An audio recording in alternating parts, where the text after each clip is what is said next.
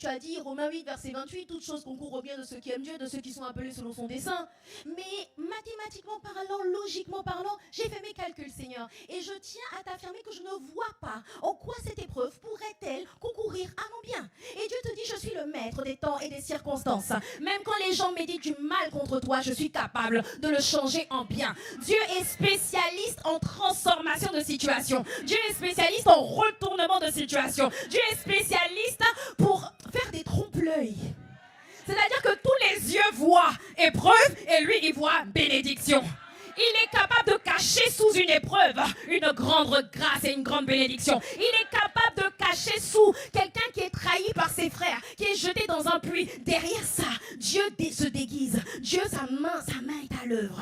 Et toi, tu dis, je suis dans un puits. Toi, tu dis, je suis dans une épreuve. Les gens m'ont jeté dans un puits. Mais lui, il dit, non, tu es en train de marcher sur le chemin de ta destinée. Tu es en route vers ta destinée. Tu es en route vers le chemin que j'ai tracé pour toi. Quand tu veux aller dans le chemin de ta destinée, Dieu ne te fait pas passer par HEC Bible. Hein? Non, je t'appelle à être un grand homme politique. Alors tu vas faire l'ENA. Ensuite, tu vas faire ça. Non, ça c'est la trajectoire des hommes. Fais l'ENA, il n'y a pas de problème. Mais il y a la trajectoire de Dieu. Parce que Dieu doit te préparer. Dieu doit, quand il t'emmène quelque part, il doit toujours te préparer. Dieu n'élève jamais les gens qui n'ont pas préparé. Ce sont les hommes qui élèvent les gens qui ne sont pas préparés. Dieu prépare toujours en particulier ton caractère. Dieu prépare toujours ton caractère pour que lorsque tu seras au sommet, tu ne lui fasses pas honte. Dieu prépare toujours parce que quelqu'un a dit que la compétence t'emmènera au sommet, mais c'est le caractère qui t'y maintiendra.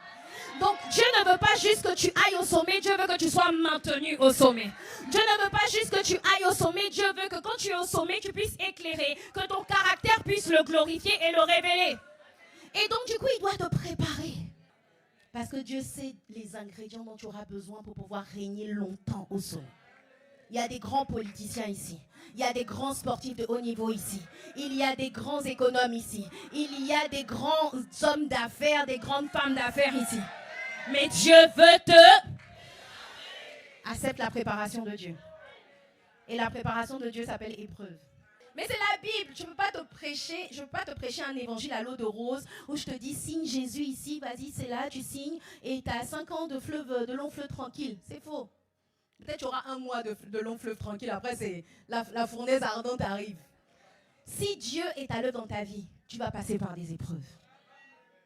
Alléluia. Il dit ne sois pas, et en fait il y a ce verset, est-ce que tu peux m'afficher ce verset qui dit ne soyez pas surpris lorsque vous passez par la fournaise. Or, la plupart des chrétiens sont surpris. 3, 2, 1. Bien-aimés, ne soyez pas surpris comme d'une chose étrange qui vous arrive de la fournaise qui est au milieu de vous, pour vous éprouver. Or, la plupart des chrétiens sont surpris. Comment ça se fait que mes finances sont attaquées? Comment ça se fait que je prie, je ne vois pas encore le résultat? Comment ça se fait que je suis attaquée au travail? On dit des choses fausses sur moi, j'ai des fausses accusations. Mais si tu lisais ta Bible, tu n'aurais pas été surpris. Il dit ne soyez pas surpris, pas comme si c'était une chose étrange.